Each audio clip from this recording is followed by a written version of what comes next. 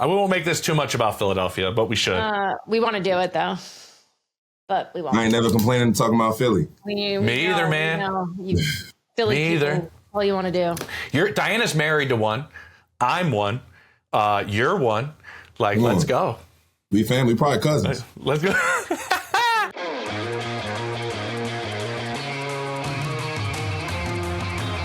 Welcome into Scoop City on a Thursday, presented by eBay. I'm James Palmer. We're going to get talking about backup quarterbacks. What? No, it's relevant. It is relevant. Make sure you like and subscribe. I am very happy to spend the first portion of this show with Jourdan Rodrigue, the senior writer at The Athletic. Congratulations. One of your many thousands of jobs. How are you doing today?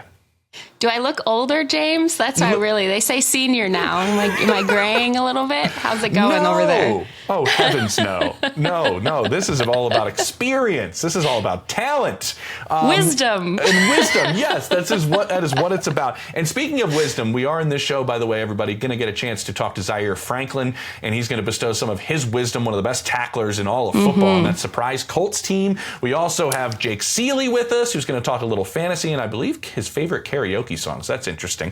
But we're going to start with Jourdan. And Jourdan, it was funny. Last night, reading your article, getting an advance copy, no big deal. I'm kind of a big deal here at The Athletic now. What a flex, James. I know, hell yeah, right? man. I got it early.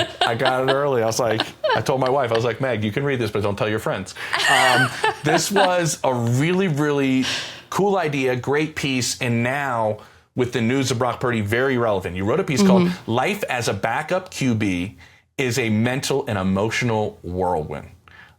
Before we get into maybe some Mac Jones discussion, because that's going to be very relevant to what's happening here, what's the one thing, and I advise everybody to go to The Athletic and read this, that you kind of took out of here as maybe the grand kind of idea that you didn't know going in and then ended up having it, kind of answered or kind of given to you in this process?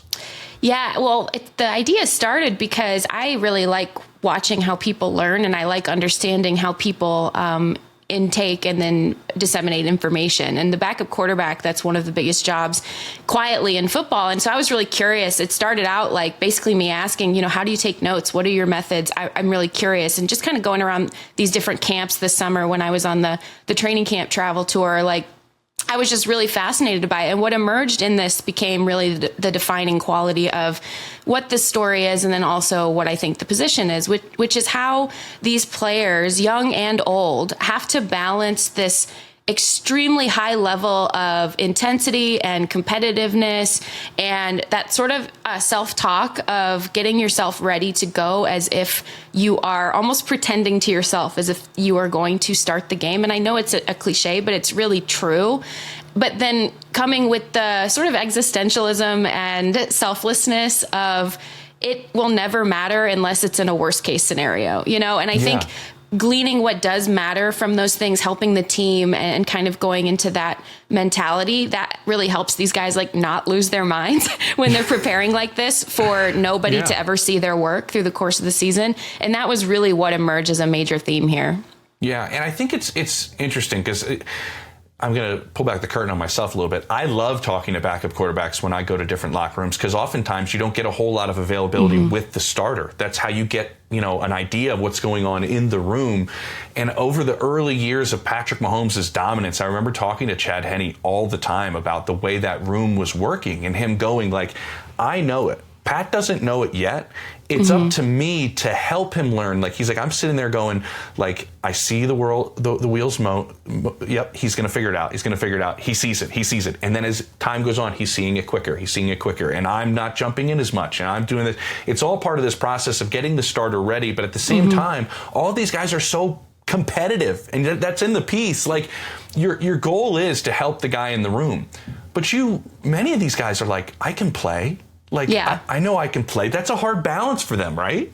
Yeah, 100%. I think it takes some deftness of emotional control, honestly, because... What a sentence, Jourdan.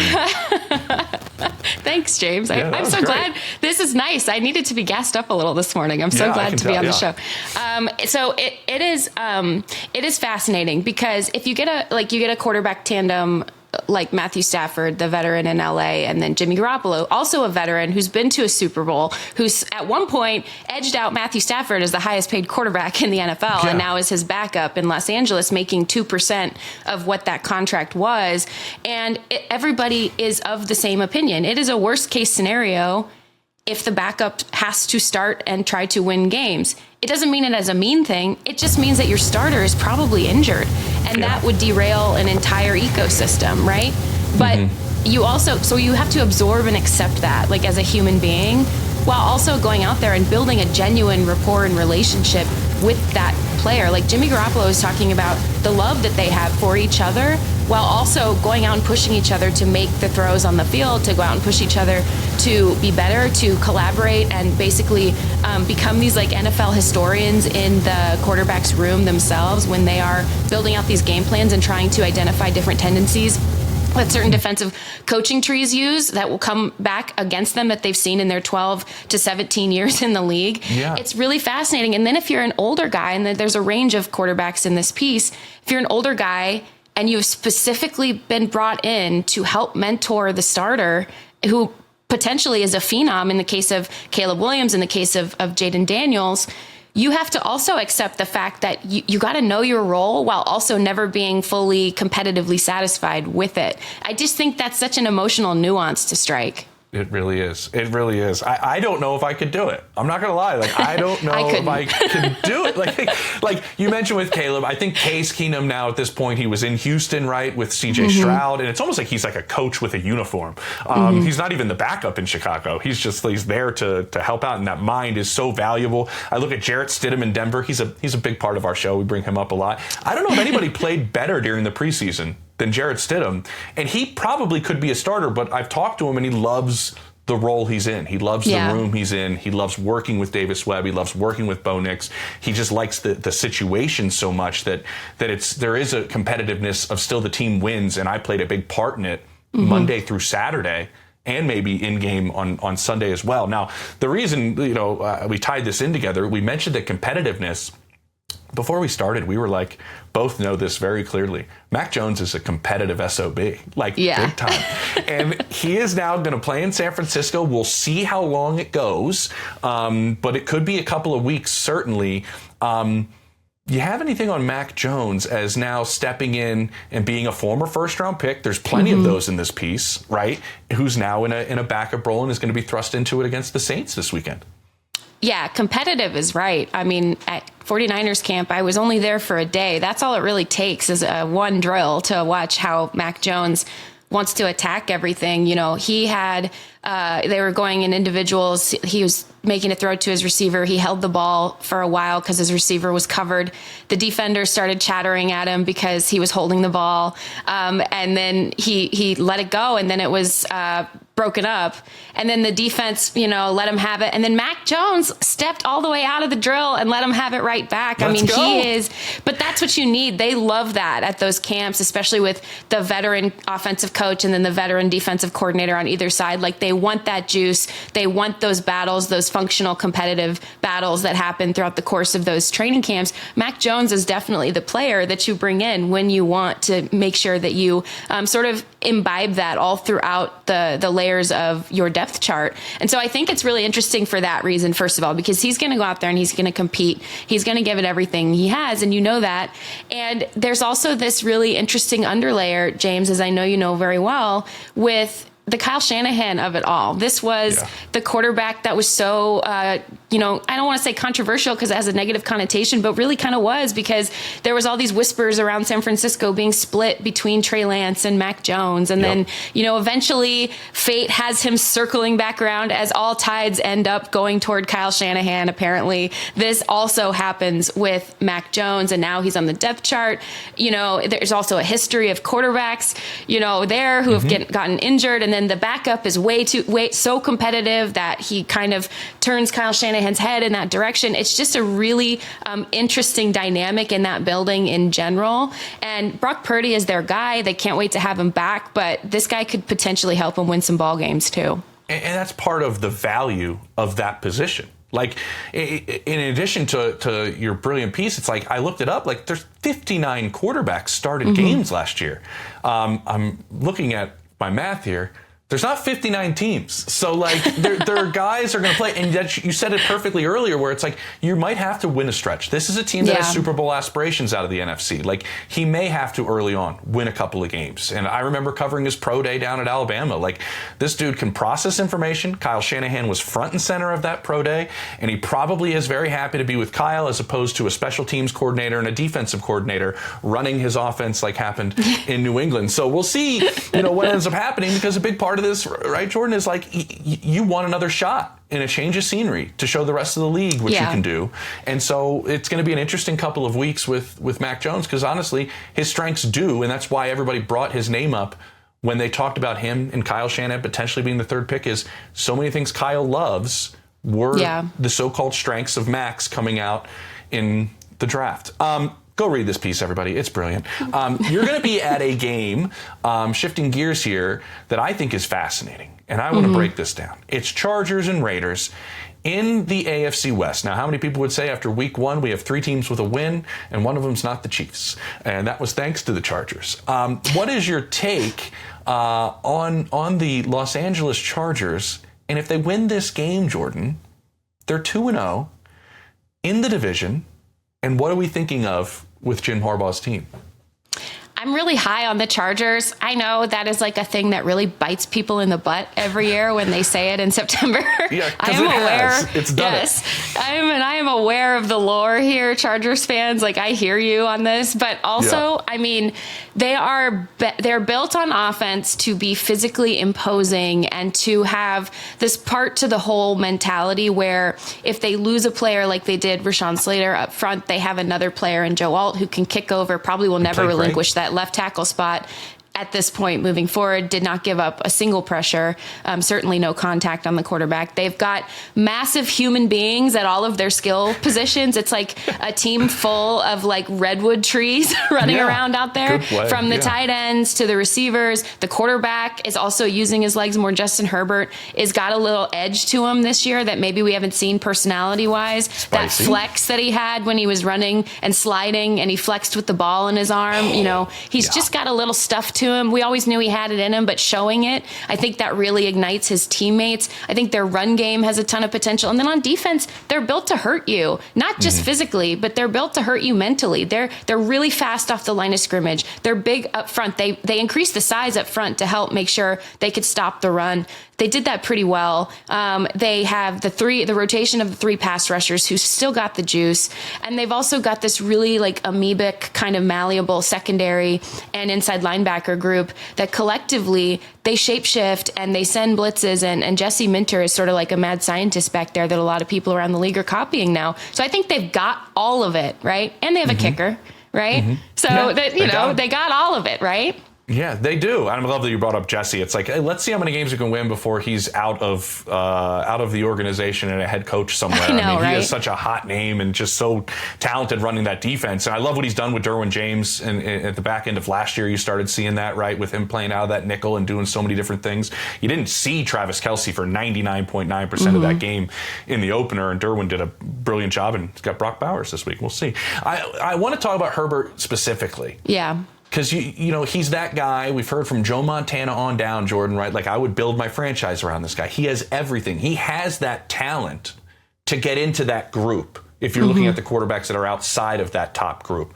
And I found this stat that was insane, and that's why I'm curious if it's going to be the year. Justin Herbert and Peyton Manning are the only players with more than 125 passing touchdowns and 0 playoff wins in their first 5 seasons. Do you know what Peyton Manning did in his 6th? And now we are in Justin Herbert's 6th. He won MVP and 2 playoff games and led the NFL in passing.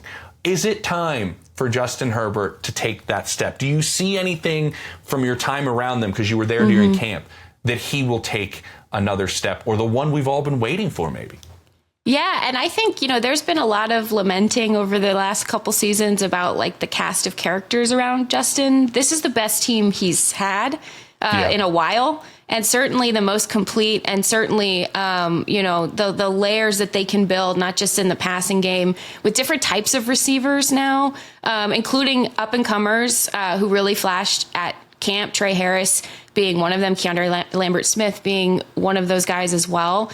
There's different layers they can build in. It's not just like two perimeter guys. It's like this real, like you can build math advantages with this group at this point, and the tight ends that they use. And then their run game is super physical. And then Justin Herbert is running the ball more. They installed a bunch of run concepts there in training camp. And that's when you sort of knew, okay, more of this game is legitimately being put into the quarterback's hands. And I think you started watching them gravitate that way later in the season. You started watching Greg Roman start to call more early down passes as the season progressed. And you're like, last what? season. And this year started out of the gate with like a 60% early down pass rate. And I'm like, hello. Yeah. This is the Chargers that kind of are finally saying, hey, by the way, we've got this otherworldly talent. He's ready for this. We should be too. So that's where I think this really has been part and parcel. Quarterback, coach's belief in quarterback, organizational trickle-down effect of making sure you can build around him correctly. Yeah, I mean, and maybe just getting that monkey off his back in the beginning of the season, right? Nobody's thrown for more yards and touchdowns against the Chiefs than Justin Herbert, of active players. Yet he couldn't win against those. There's so many tight games, and he gets over the Chiefs in week 1 in São Paulo, so we'll see what happens. Is there anything, before we go, that maybe stood out to you in week 1 that could be something I should keep my eye on as this kind of season progresses that's not part of the headlines of Micah Parsons or Jackson Dart or the Eagles and the Chiefs or, what's happening in Detroit, like something that's not maybe on top of everybody's mind? Yeah, certainly wouldn't be on top of everybody's mind. And also kind of buried under a 17-time slow-mo replay of like a massive loogie flying through the air, right? But this yes. Cowboys run game, I'm really actually excited about. I've been pretty vocal in my I would say skepticism, kindly, about whether or not they could run the ball leading up to this season opener. When, out of joint practices, there was no sign of life anywhere up front or in the run game. And this is against like a Rams defense that was, yes, they rebuilt their defense, their run defense in the offseason. But the fact that like Brian Schottenheimer was out there complimenting their linebackers, I have not heard that in a very long time as it pertains to the Rams. And then it was very reflective of the Cowboys not being able to get much movement there. But when they came out, and especially not having Jalen Carter in there, I want to point this out because it wasn't just that Jalen Carter was not in there wreaking havoc up front for the Eagles that helped the Cowboys actually look so good in the run game and look like there's so much promise there. It's that their scheme is really, really smart. And that's partially like Clayton Adams, who is in Arizona, who is over there. That's Brian Schottenheimer because he always wanted to run the ball when he was in Seattle and have that run-pass balance. But there is a lot of complete inversion of probably what they came into the game wanting to do and attacking that gap point where Jalen Carter was supposed to be. So when we talk about mathematical advantages, they basically started with an outside-in equation and they flipped it to an inside-out equation. And so now they're attacking with inside runs, with middle zone, with some gap scheme, with counter, and they're also doing lots of things to disguise it, like at snap motion, which again, you've not really seen from this run game much in the past. And that really helps move defenders. If you don't necessarily have, all of the pieces, or you don't necessarily have a top of the league running back, you have to be smart with how you schematically attack things. And I love their guard play and I love the center play. And I also loved how they decided to completely flip and just hone in on the absence of where this player would be. I think that shows a multiplicity that did not exist in this Cowboys run game before, and I am really excited. I hope it sustains because it was fun to watch in the time we had it. It was. We're going to see what happens because we were also curious about it, right? We're going like, is this really their running back room? Like, and like I remember texting with some people in Dallas during camp, and actually the first one was, aside of this Micah fiasco, we're actually having a really good camp. Yeah. And I was like, oh, really? And they wrote back, like, I was like, the backs? And he's like, I think Javonte Williams is actually showing a pretty good burst. And this is, remember, a rookie year that was great in Denver. And then he has the catastrophic knee injury, which maybe people don't know how bad it was. And Denver kept hoping the burst would come back. And they waited 2 more years after the injury and then ended up letting him walk and just didn't think he had anything left. And you saw that burst, the strength that he ran with, the physicality he ran with. I think it was something that I think the rest of the league was not prepared for, that they were going to see from a back that I think everybody else had kind of written off in some capacity, which was interesting. Do you want me to give you mine? I would love to hear yours, James. Okay, thank you so much. I was going to give it to you no matter what. But that game between Tampa and Atlanta, and so much, and I even talked about it, Emeka Egbuka coming out as just such a polished wide receiver out of Ohio State. Yes, I'm biased. But like Baker being fearless in the end of the game, Michael Penix played really well. Yes. And nobody has mentioned it. I mean, he throws for 298. He leads them on an 18-play, 91-yard drive, almost 9 minutes to go down the field, and somehow doesn't get a knee down and reaches into the end zone and for his second total touchdown of the game. And then nobody else talked about it because everybody's talking about Koo missing the kick.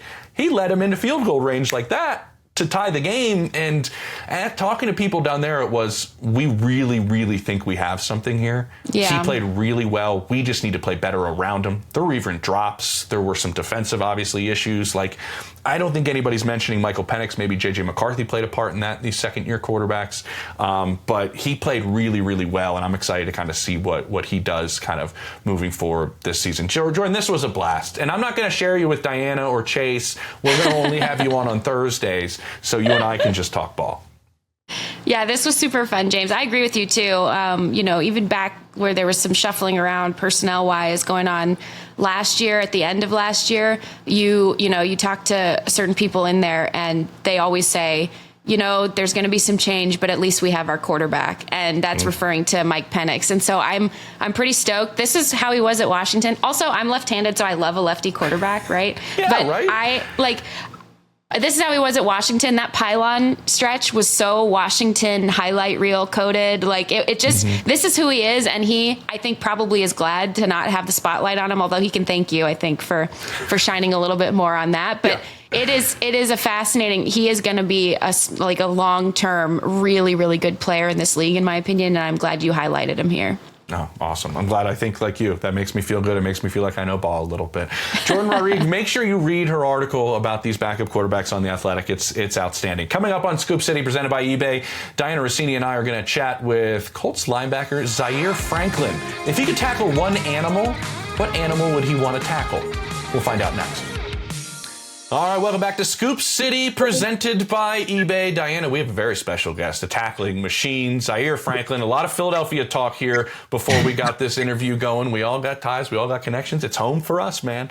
But we'll get to that. I want to talk about week one right off the jump because you guys played great defensively. But offensively, your team goes down and scores every single possession. No team has done that since 1977. What was it like on the sideline each time you guys got to stop and you're hanging out on the sideline and it's just like your offense scores? Your offense scores. What goes on with you guys on the sideline in week one when you see that? Man, it was just, to be honest with you, you get a little bored. You're like, hey, you want to have a little bit more of a hand in the win, but our offense was so dominant. Joe Bashi, linebacker next to me, he's on the punt team, and he keeps getting up and sitting down, getting up. They keep converting on third down. I told him, I said, listen, you're going to learn your lesson. Keep getting up and down. I think they only punted one time and they got called back. So, it just was amazing to see. Obviously, I know those guys put in a lot of work this offseason. Just get on the same page. Obviously, DJ did a great job, but, definitely promising to see. Hope we can build on it for week two. Obviously, there was a bit of a surprise factor, right? I think the rest of the league was like, whoa. Indy's got an offense here. Daniel Jones can play. I think there was just some doubters, right? Because of what we've seen in New York. And that being said, you saw Daniel Jones all summer. You're going up against him every single day. What'd you see from camp that gave you the confidence that when he went out there and did that, you're like, yeah, that's Daniel? Yeah, I think it's just the efficiency, that you're able to see, getting the offense, where they need to be, keeping them on schedule, putting the ball where it needs to be, and let the receivers make the plays after the catch. And I think we just got such a dynamic group of pass catchers from T. Warren to Pitt to Josh Downs and so on and so forth. So, I think for him, it's just more about playing point guard and just making sure everybody's doing what they're supposed to do. And, he's still, a top 5 pick, so he'll put, Danny Dom still lives. So he'll throw a ball 2 or 3 times a day. And you're like, oh, yeah, that's why they call you Dom. So, we definitely seen it throughout the offseason, throughout training camp, competing against him. I was just glad to see that put on tape on Sunday. So we're keeping Danny Dimes, James? No, guys? I heard it's just Dimes. I like Indiana Jones. I like Indiana Jones personally, but Indiana Jones is very that's good. me personally. But whatever he decides to be called, I will respect his boundaries. Yeah. Okay, you got a favorite Indiana Jones? Mine's I actually don't even like Indiana Jones. Oh my God, that's probably a blasphemy, but that's just me. It's okay. Nobody's going to hold it against you. Listen, we will get to the defense, but you mentioned Tyler Warren. It kind of got my head going. Like, this is a rare type of athlete. Are you seeing that? Because this would be a player you'd have to worry about in the middle of the defense. And what can't he do, I guess, is probably the proper question from the time you spent with him. Man, T. Warren, I tell you what, a lot of times a rookie would come in and they're making a lot of plays in OTAs and you're like, okay, it's shirts and shorts. We're not even playing. We're not game planning. But the type of plays that he was making, I'm like, hold on. These are Sunday plays, that you're making. Yeah. He was just ready to go from out the gate. He's humble. He works as hard as, he tries to work as hard as everybody else in the building. He's just got that blue collar tough mentality where he just wants to be one of the guys, wants to grind it out. He loves the nasty parts of the game, which is my favorite part about him. That's awesome. And, I think he's got a true ceiling in this league. So I'm not big on fantasy or any of that stuff, but I just knew, T. Warren, I knew he was going to go. So it is what it is. What does it mean? What's like a nasty part of the game? What does that mean?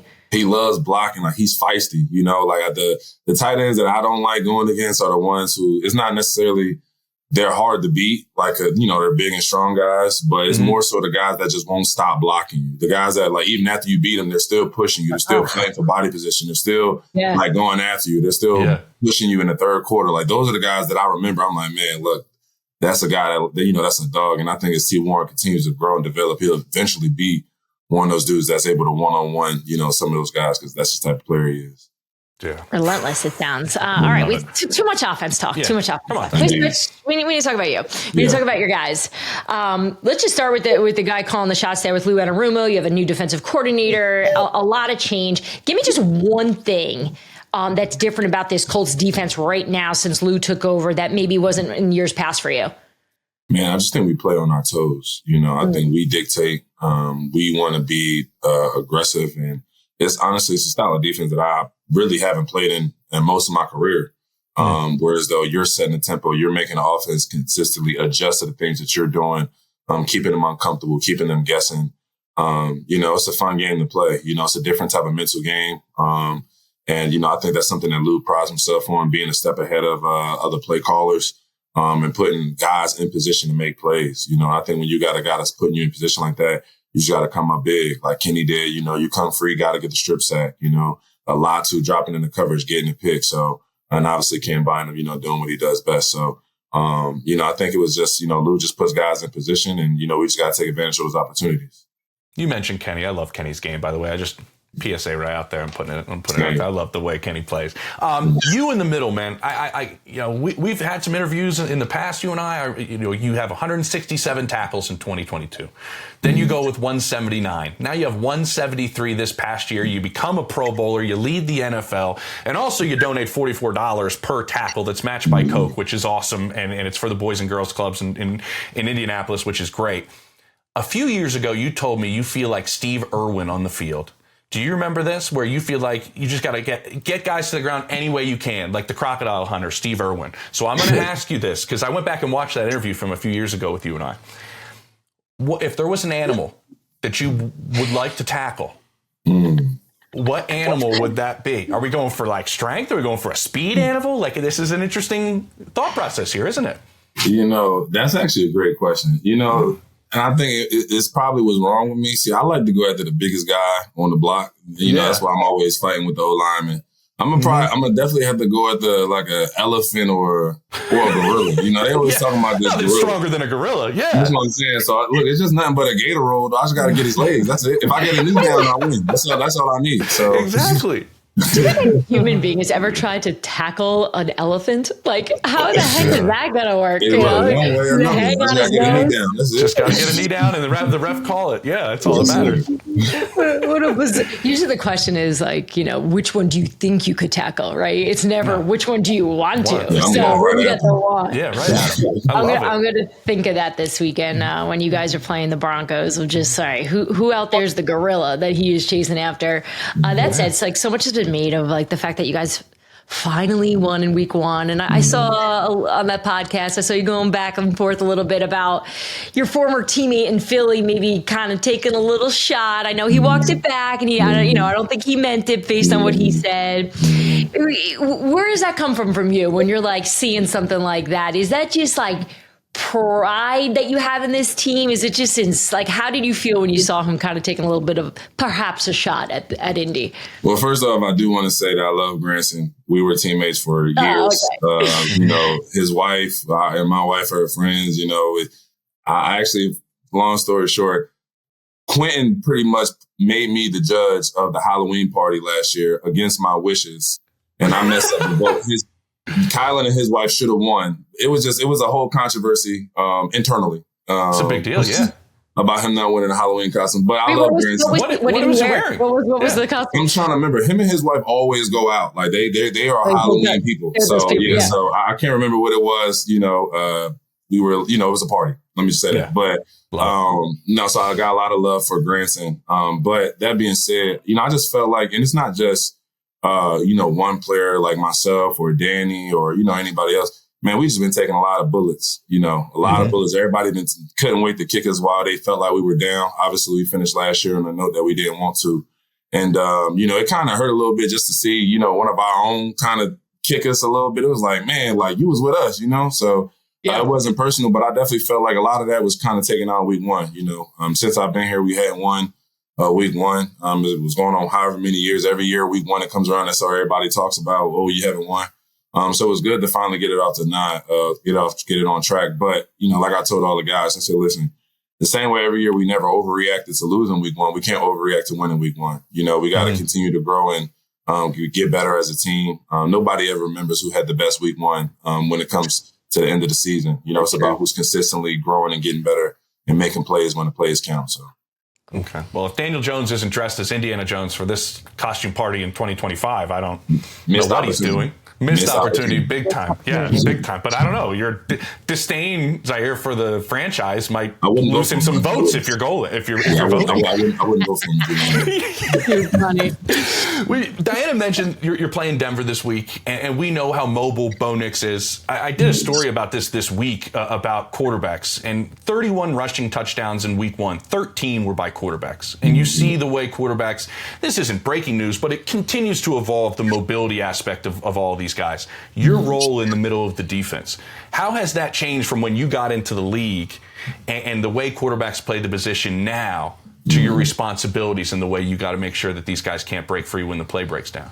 Oh, yeah, that's a great question. I mean, I just feel like, especially the trend that I noticed throughout week 1 was just quarterbacks trying to be more efficient. I think Jalen Hurts was a prime example. Week 1, getting the ball to where it needed to be, not that many big plays at the top, working the way down the field. And then once you get into that red area, that's when these mobile quarterbacks and these guys who are capable with their legs come alive. Obviously, Danny was able to get in the end zone.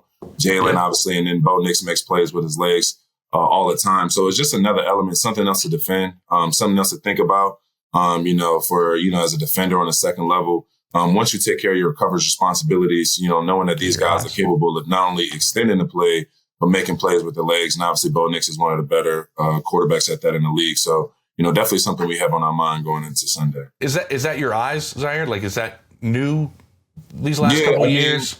Yes, I think it's something that you kind of study and you could kind of, see quarterbacks. I think most of the time, most quarterbacks are comfortable in rolling out, usually to their throwing hand. How do they usually avoid the pocket? Are they a B-gap escape guy? Are they a guy that spins out back way? Or they're a guy that retreats and goes to the throwing hand? So, it's just different things, something else for us to study, something else for us to work through throughout the week. Okay. All right, cool. Well, thank you so much for all this time. We appreciate it. We know you're in the middle of the work week here. Good luck against Denver. Stay healthy, and good luck to the rest of your Colts team, man. Go for a second win here. Of course. Appreciate you guys. Simply just one of my favorite people in the NFL, Zaire Franklin. Thank you for joining us. And look at this. This is the people that Zaire tries to tackle. These are the people that play in the NFL. These are real live football players. They're real and they're spectacular. This is a new thing we got going on here at The Athletic. You're going to see highlights. You're going to see breakdowns. You're going to see all this stuff happening on Scoop City. You're going to see it on The Athletic Football Show. We have football highlights. Woo! And that's going to help you out when you want to talk about fantasy. And we're doing that with Jake Ciely next on Scoop City, presented by eBay.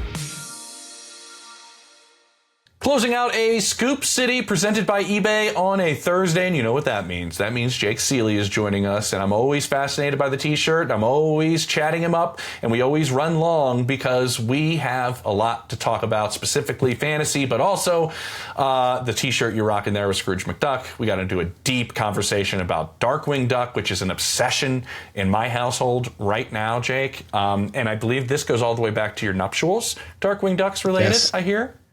Yeah, the Darkwing purple for the wife, and I had a Darkwing Duck shirt underneath my suit that came out. Actually, I'll send you the picture because the person who did our wedding, he wasn't licensed in Virginia yet, so we had him still do the ceremony, but then we had somebody officially marry us afterwards in the kitchen area, and my shirt is open with Darkwing showing in that picture. I love it. At first, I thought you meant like your photographer wasn't officially licensed in the state. And I was like, what does that matter for the pictures? I mean, the guy can take a picture wherever he wants. You also always do your rankings and make sure you always read everything that Jake writes on The Athletic. I do. Helps my team. We're going to get to some of my players because they're related to what you're talking about. But also you put in your rankings just something, kind of outside the box. And we talked karaoke, I believe, last week, you and I. And now we have your karaoke songs. And can I just make a couple notes here? These ones at the top are damn near impossible for any human other than Steve Perry or Freddie Mercury to sing. When you got Journey at the top and Bohemian Rhapsody, like these are like pinnacle butchered at every karaoke bar type of place. Do you enjoy when people butcher these songs? So because my voice is god awful. Yeah, that's actually why. So there was other recommendations I got in the comments for like country songs, and somebody even brought up Frank Sinatra, and I'm like, what are you, 60 years old? Like, I like Frank, but you can't sing that well solo. So my whole thing is like, we embrace the fact that the top three songs, as you mentioned, you're supposed to sing off key. Like if you're taking them too seriously, nobody's discovering you in a bar and signing you to a record label. You have to just embrace it. Well, tell my wife that. She's looking for a record deal, I think, usually when she's been working on Brandi Carlile songs, which is another impossible voice to try to match. I do want to bring up real quick that you have in the middle here, kind of, let me find it. Yes. You have Mr. Brightside, right? Yes. That was Mike Vrabel's go-to karaoke song. Was it? Yes. Wow. I don't know if that's a good thing or a bad thing. Did he do it with a pencil in the mouth, or he puts it over the ear, just like Patricia or some of these other guys. But I like to have Coolio on here. You got Bon Jovi, which is, I mean, that's a go-to. Well, you see the sleeper at 11. 11 is the sleeper. Yeah, Teenage Dirtbag by Wheatus. Yeah, that's a toughie right there, I think. Oh, come on, that one's so much fun though, because everybody actually knows it. Yeah, that's they do actually. That's one of those ones where you play it and then everybody in the bar goes, oh, wait. Yeah. And that's what you have to do. You got to get one that everybody knows because then they can drown you out. And that's the entire list there. So when you're doing the I'm just a teenage, like that, then you just get drowned out by everybody else. I don't know why you said you can't sing, Jake. That was dynamite. That was dynamite. Let's get into some fantasy here. I want to know, just want to say that. We've talked about my team offline a little bit, but tell me some people that maybe were looking for some big production out of some pass catchers. And they just didn't get it in week one. I went against one of these teams, and it's a big reason why I won. Yeah, there was actually three duos of wide receivers, these teams, with the Lions, the Eagles, and the Dolphins that kind of disappointed quite a bit in week one. And I wanted to talk about the worries and the fact that I'm not worried about the Lions. A lot of that comes down to, as everybody remembered when Eli Manning made the switch from McAdoo, or went to McAdoo from Gilbride. And there was the talk, like, as somebody as seasoned as he was, it's going to take a few games to get to the new offensive system. And we heard from Morton that he wasn't going to change much, but there was a little bit more that he changed than we expected in week 1. But now they're back at home. And I know the golf outdoors is kind of always overblown. He played great in December outdoors last year. But the one area he struggled has been Green Bay over the years, even in September, even in good weather games. And also, let's respect the Packers defense on top of it. For sure. So I think they're going to get right. I'm not worried about Amon-Ra St. Brown. I'm not worried about Jameson Williams. The Eagles, we already knew this about A.J. Brown and Devontae Smith before Saquon Barkley got there last year. And then it became even more more prevalent last year when it was the up and down. You're going to get the 20-point games, but you're going to get a lot of games where they just don't need them. So I'm not worried about them. The one core that I'm worried about is Tyreek Hill and Jalen Waddle. Mostly because, maybe I should ask you this, James, but like, what the hell was Mike McDaniel doing since the end of last season? Like, did he get to December and just like, you know what? I know the NFL adjusted their defenses to play a lot of shell, keep everything underneath, but you know what?